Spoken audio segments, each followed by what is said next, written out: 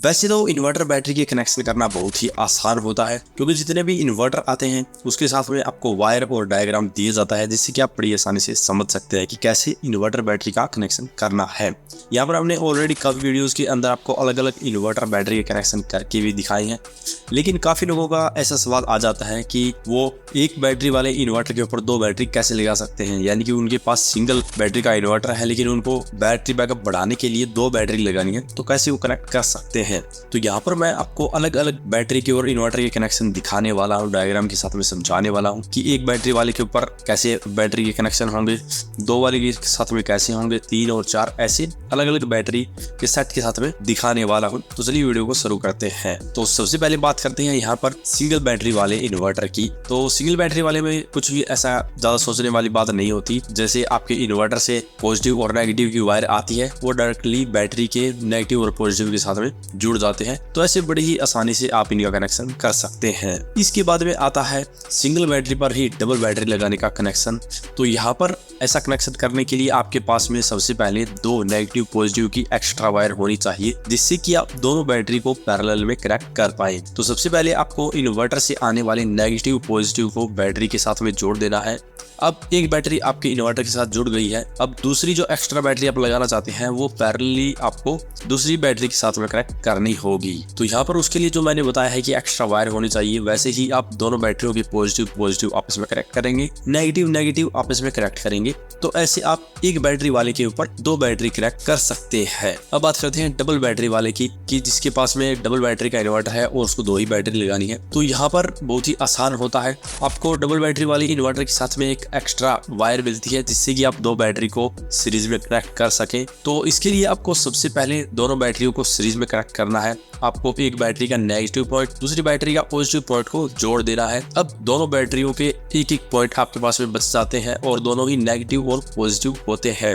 अब इन्वर्टर में से आने वाली नेगेटिव वायर को आपको बैटरी के नेगेटिव टर्मिनल से जोड़ना है, पॉजिटिव वायर को पॉजिटिव टर्मिनल से जोड़ना है। तो ऐसे आप बड़ी ही आसानी से 24 वोल्ट के सिस्टम की वायरिंग कर सकते हैं। ऐसे ही अगर 3 बैटरी वाला अगर आपने इन्वर्टर लिया है तो वहां पर आपको इन्वर्टर के साथ में 2 एक्स्ट्रा वायर देखने को मिलेगी। तो वैसे ही डबल बैटरी वाले की तरह सबसे पहले आपको तीनों बैटरियों को आपस में सीरीज करना है। जैसे कि सबसे पहले वाली बैटरी का एक टर्मिनल दूसरे वाली के साथ में जोड़ना है, देन दूसरी वाली बैटरी का जो टर्मिनल बचा है वो तीसरे वाली के साथ में जोड़ना है। और यहाँ पर दोनों टर्मिनल आपको ध्यान में रखकर ही जोड़ने होंगे।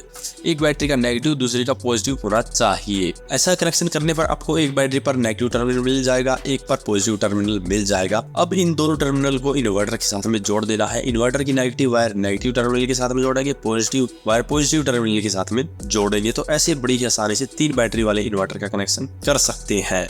अब बात करते हैं 4 बैटरी वाले की। तो 4 बैटरी वाले के साथ में भी आपको 3 एक्स्ट्रा वायर मिलती है। तो उसी तरह आपको सबसे पहले चारों बैटरियों को सीरीज करना है। यहाँ पर सबसे पहली बैटरी को दूसरी बैटरी के टर्मिनल के साथ में जोड़ना है। ऐसे ही सभी बैटरियों के एक टर्मिनल को आपस में जोड़ लेना है। लेकिन विशेष इसी बात का ध्यान रखना है कि सभी बैटरियों के जो टर्मिनल है वो अपोजिट आपको जोड़ने हैं। यानी कि एक बैटरी का नेगेटिव टर्मिनल है तो दूसरी बैटरी का पॉजिटिव होना चाहिए।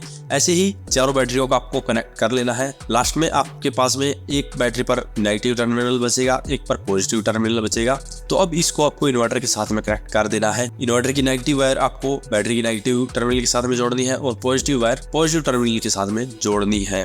यहाँ पर अगर आपके पास में 4 बैटरी का सेट है और आप 4 बैटरी को और उसी के पैरेलल में जोड़ना चाहते हैं, तो वैसे ही आपके पास में 2 एक्स्ट्रा वायर होनी चाहिए, जिससे कि आप एक बैटरी के सेट के पॉजिटिव टर्मिनल को दूसरी बैटरी के सेट के पॉजिटिव टर्मिनल के साथ में जोड़ पाए और नेगेटिव टर्मिनल को नेगेटिव के साथ में जोड़ पाए। ऐसे ही मैंने भी मेरे पास जो इन्वर्टर लगा है वो 4 बैटरी वाला है, उसके ऊपर मैंने 8 बैटरी ऐसे ही कनेक्ट की हुई है। तो इस तरह के कनेक्शन आप बैटरी बैकअप को बढ़ाने के लिए कर सकते हैं। लेकिन यहाँ पर आपको एक बात का विशेष ध्यान रखना होगा कि ऐसे कनेक्शन जब आप करते हैं तो जो लेड एसिड बैटरी है उसको 10 से 12 घंटे लगते हैं फुल चार्ज होने के लिए।